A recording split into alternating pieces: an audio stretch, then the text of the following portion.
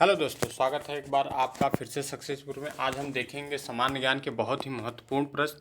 तो आइए देखते हैं पहला क्वेश्चन कि बुद्ध का महापरिनिर्वाण स्थल कहाँ है। तो ये आपका कुशीनगर में है।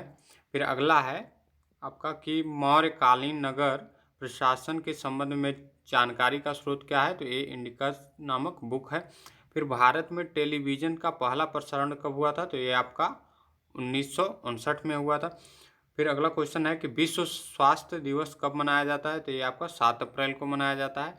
फिर अगला क्वेश्चन है बक्सर युद्ध के बाद बंगाल और बिहार में द्वैत शासन कब लागू किया। तो ये आपका 1765 में लागू किया गया था। फिर अगला है सांची स्तूप का निर्माण किसने करवाया था। तो ये आपका अशोक ने करवाए थे।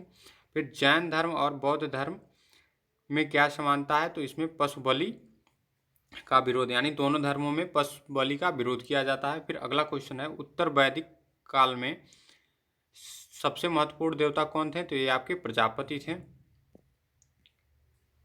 फिर अगला क्वेश्चन है कि वर्ष 1837 ईस्वी में सर्वप्रथम किसने अशोक लिपि को पढ़ा था। तो ये एक ब्रिटिश के थे, जेम्स प्रिंसप करके, इन्होंने पढ़ा था।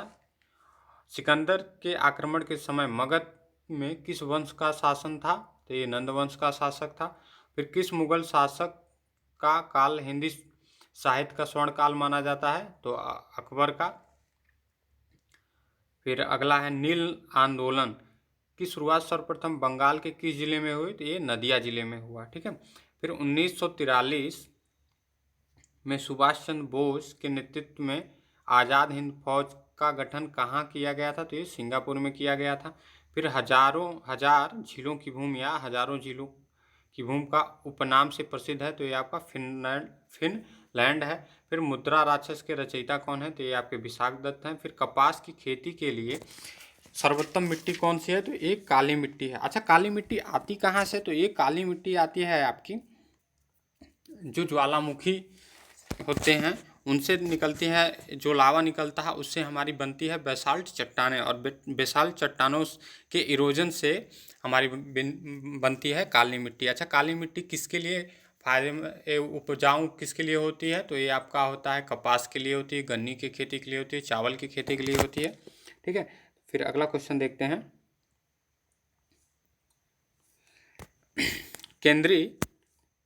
केंद्रीय मंत्रिमंडल व्यक्तिगत रूप से किसके प्रति उत्तरदायी होता है। तो ये आपका लोकसभा के प्रति होता है। फिर भारत का राष्ट्रीय पशु कौन सा है। तो ये आपका बाघ हो गया। फिर लैपिज किस क्षेत्र से संबंधित स्थल कलाकृत है। तो ये कारसट के से संबंधित है। फिर भारत का सबसे महत्वपूर्ण लघु उद्योग क्या है। तो ये हथकरघा उद्योग है।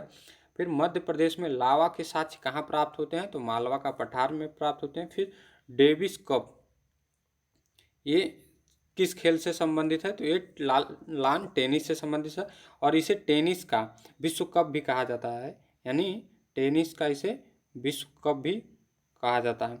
फिर अगला क्वेश्चन है दूध उत्पादन के कार्यक्रम को क्या नाम दिया गया था। ये श्वेत क्रांति नाम दिया गया था। फिर अगला क्वेश्चन है आपका कि आपातकाल की